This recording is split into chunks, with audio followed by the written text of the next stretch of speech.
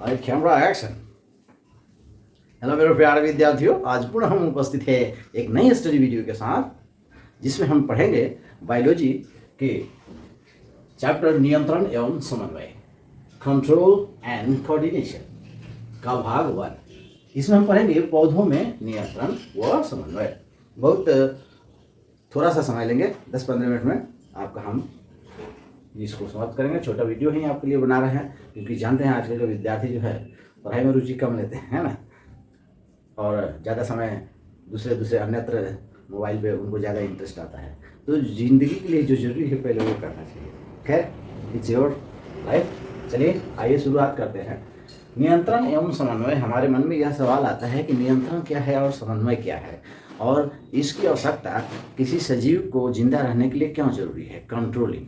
तो जैसा कि हम जानते हैं कि हमारे शरीर में कोई भी सजीव है, पेड़ पौधे हों या कोई जंतु हो, उसमें उपापचयी क्रियाएं होती है। उपापचयी क्रियाएं होती है, और इस उपापचयी क्रियाओं को जारी रखने के लिए हमें विभिन्न छोटे छोटे अंग जो है कार्य करते हैं। विभिन्न हमारे शरीर के अंदर बहुत सारे तंत्र हैं, और वो तंत्र सभी मिल करके कार्य को सुचारू रूप से चलाने का कार्य करते हैं।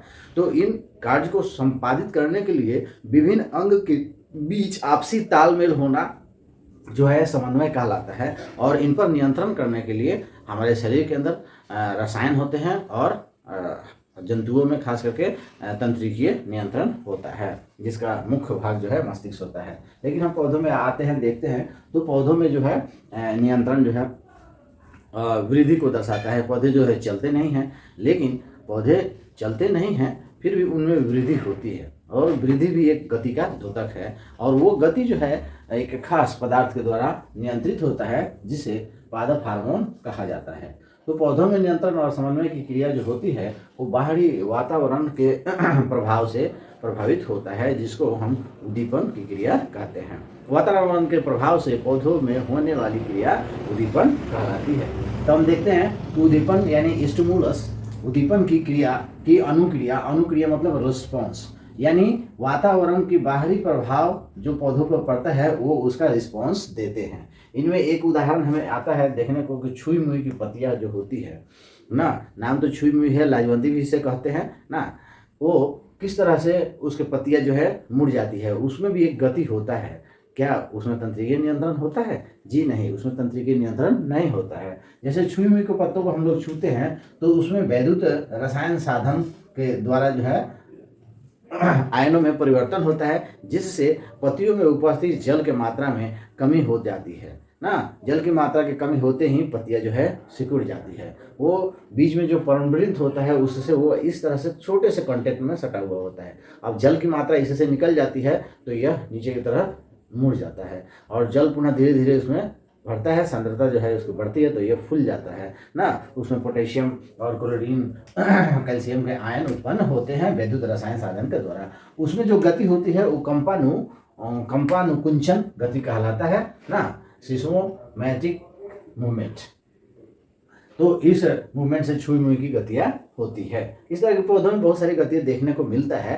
तो बाहरी उद्दीपनों से प्रभावित जो गतियाँ होती है उसे हम अनुवर्तनी गति कहते हैं। मूवमेंट विद ग्रोथ होता है, इसमें ग्रोथ भी होता है और मूवमेंट भी होता है। छुई मुई की पत्तियाँ जो होती है उसमें मूवमेंट होता है लेकिन ग्रोथ नहीं होता है। अब अनुवर्तनी गति में जो है ग्रोथ होता है, और इस अनुवर्तनी गति में देखने को ये मिलता है कि पहला जो आता है हम देखते हैं कि प्रकाशानुवर्तन। एक आता है प्रकाशानुवर्तन, यानी प्रकाश के उद्दीपन से पौधों की प्ररोह में गति होता है, वो प्रकाश की तरफ मुड़ जाता है। कैसे, किस तरह से मुड़ जाता है? पौधों में पाए जाने वाला ये ऑक्सिन हार्मोन्स है। ऑक्सिन हार्मोन्स जो है पौधे के अग्रभाग में ऐसे जो है यहाँ पे उत्पन्न होता है, और जो है धीरे धीरे वो बाकी अन्य भागों में विसरित होता रहता है ना। लेकिन जैसे ही सूरज की रोशनी थोड़ी तिरछी पड़ती है, सूरज की रोशनी इधर से आ रही होती है, तो यह हार्मोन जो है इधर की तरफ चला आता है, तो इसका वृद्धि जो है ज़्यादा तेजी से होने लगता है। फलतः यह क्या होता है, यह इसकी तरफ मुड़ जाता है। इस तरह की गति देखने को मिलती है।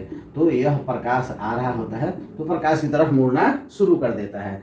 तो प्रकाश से प्रभावित होकर पौधों के प्ररोह की जो गति होती है उसे प्रकाशानुवर्तन कहते हैं। एक प्रयोग के द्वारा यहाँ दर्शाया गया है कि एक कूट का डब्बा ले लेते हैं और उसके एक कोने में एक गमला रख देते हैं, गमला में पेड़ रहता है, और एक दूसरे कोने में जो है छिद्र कर देते हैं और बाहर से सूरज की रोशनी में इसको हम रख देते हैं ना। तो सूरज की रोशनी निश्चित रूप से यहाँ से इसमें प्रवेश करेगी ना, और इसमें प्रवेश करती है तो हम देखते हैं कि कुछ समय के बाद ये धीरे धीरे उसकी प्ररोह की गति जो है सूरज की रोशनी की तरफ हो जाता है, और यह ऑक्सीजन के कारण ही होता है। ऐसा दूसरा जो आता है आपका गुरुत्वानुवर्तन ना, इसको कहते हैं जियोट्रोपिज्म। तो गुरुत्वानुवर्तन में क्या होता है कि हम देखते हैं कि एक गमला लगा हुआ पेड़ जो है अगर उसको हम गिरा करके छोड़ देते हैं, यानी जमीन के ऊपर ऐसे लिटा देते हैं। जब लिटा देते हैं तो देखते हैं कि प्ररोह जो है ऊपरी गति में ऊपर की तरफ घूम जाता है और उसके जड़ जो है नीचे की तरफ घूम जाते हैं। कुछ समय के बाद उस गमला को तोड़ करके जब हम निकालते हैं तो देखते हैं कि पौधे के जड़ जो है नीचे की तरफ हुआ है और उसका प्ररोह जो है यानी सूट जो है ऊपर की तरफ मुड़ा हुआ है। तो इस प्रकार जो है ये गुरुत्व के अधीन जो कार्य कर रहा है उसको पॉजिटिव जियोट्रोपिज्म मोशन कहा जाएगा, और ये निगेटिव जो है गुरुत्वानुवर्तन है, ऊपर की तरफ जाता है, गुरुत्व के विरुद्ध कार्य करता है। उसी तरह एक और अनुवर्तन होता है, वो है जलानुवर्तन, कि पौधे के जड़ जो है जल से भी उद्दीपित होते हैं, यानी जड़ जो है उस जल की तरफ गति करता है। हम एक दूसरा प्रयोग करते हैं कि एक बड़े से बर्तन में जो है एक पेड़ लगा देते हैं एक कोने पे, और यह मिट्टी है, और दूसरी तरफ जो है हम जल गिराते रहते हैं। कुछ समय के बाद, एक हफ्ते 2 हफ्ते के बाद हम इसको बाहर निकाल कर देखते हैं, मिट्टी इसमें का निकालते हैं, पेड़ निकालते हैं, तो देखते हैं कि जल जो है इसका, जिधर जल हम गिरा रहे थे उधर इसका जड़ जो है गति कर रहा होता है। तो यह हमारा जलानुवर्तन कहलाता है। उसके बाद आता है दूसरा रसायनानुवर्तन। नेक्स्ट होता है ये रसायनानुवर्तन। तो हम देखते हैं कि पौधों के बीजांड में जो बीज तैयार होता है निश्चित रूप से पोलिनेशन के फलस्वरूप होता है। तो पोलन ग्रेन यानी परागकण जो है इस परागवर्ती काग्र से ऊपर जो है स्टिग्मा पे आता है, और स्टिग्मा पे यहाँ एक केमिकल पाया जाता है जिससे वो यह पिगमेंट जो है गल करके और इस नली से होते हुए पहुंच जाता है बीजांड में, ओवुल में पहुंचता है। तो इस प्रकार की गति जो होती है रसायनानुवर्तन कही जाती है। तो यह गति जो होता है वो मूवमेंट ग्रोथ है, मूवमेंट भी होता है और ग्रोथ भी होता है। एक और चीज़ हम देखते हैं कि कुछ पौधों में, जैसे मटर का पौधा है, छोटा छोटा पेड़ रहता है, उसमें जो है प्रतान निकलता है, प्रतान छोटे छोटे लंबे लंबे ना प्रतान निकलता है, जिसे टेंड्रिल्स कहा जाता है, टेंड्रिल्स। तो यह जो है बड़े लंबे से निकलते हैं, और जैसे ही कोई आधार इससे टच होता है वो उसको जो है घेर लेते हैं, और यहाँ पे गति इनका धीरे धीरे हो जाता है, इनकी गति जो है स्लो हो जाती है। तो यह जो है इनका प्रतान जो है यह किसी चीज़ के अवरोध से यानी छूने से ये उद्दीपित होते हैं। ऐसी स्थिति में जहाँ वो जब तक किसी दूसरे डाल से या स्टीम से, तना से, या किसी अन्य सूखे हुए कच्ची वगैरह देखते हैं कि हम लोग अलाइन वगैरह करते हैं ना, तो ऐसी स्थिति में जब तक वो टच नहीं होते हैं तब तक उनकी गति बढ़ती रहती है, तेज़ी से बढ़ती रहती है। जैसे टच होते हैं वो ऐसा घूमने को मिल जाता है। तो यह जो है हमारा एक अनुवर्तनी गति का उदाहरण है। अब हम आते हैं, देखते हैं कि पौधों में नियंत्रण जो है किस तरह से होता है। पौधों में जो है पादप हार्मोन नियंत्रण का कार्य करते हैं ना। पादप हार्मोन जिसे फाइटो हार्मोन भी कहा जाता है। इसमें पहला आता है हमारा ऑक्सीन। ऑक्सीन क्या आता है कि पौधों के अग्रभाग में पाया जाता है, तने के वृद्धि करता है, कोशिका में दृढ़न और कोशिका का विखंडन करके कोशिका की वृद्धि करने का काम करता है। निश्चित रूप से जो वृद्धि करेगा तो तने में वृद्धि करने का ये कार्य करेगा, तने में वृद्धि और बीज रहित फल के लिए ये। उसी तरह जिबरेलिन्स है, ये जिबरेलिन्स भी उसी तरह का कार्य करता है। ये दोनों का लगभग, ऑक्सीन और जिबरेलिन्स का दोनों का लगभग एक ही कार्य है। वो तने में वृद्धि करता है, बीज रहित फल के लिए उत्तरदायी है। और जिबरेलिन्स जो होता है वो बड़े बड़े फल और फूल बनाने के काम आता है। ये हार्मोन जो इस्तेमाल किया जाता है, फलों को बड़ा करने के लिए इसका छिड़काव भी अलग से किया जाता है। नेक्स्ट जो है आपका वो है साइटोकाइनिन। साइटोकाइनिन जो है पौधों के भ्रूणपोष और जड़ में उत्पन्न होता है ना, और फूल और फल में जो है इसकी मात्रा साइटोकाइनिन की अधिक होती है, जो कि जीर्णता को रोकता है। जीर्णता का मतलब होता है कि उसको जो है बूढ़ा होने से रोकता है, कमजोर होने से रोकता है, झड़ने से रोकता है ना, यानी हरियाली बनी रहती है। तो साइटोकाइनिन की मात्रा रहेगी तो पर्णहरित बना रहेगा और पौधे हरा रहेंगे। तो फल को तैयार होने में ज़्यादा समय लगता है, अतः यह पौधों के फलों में और फूलों में इसकी मात्रा अधिक होती है।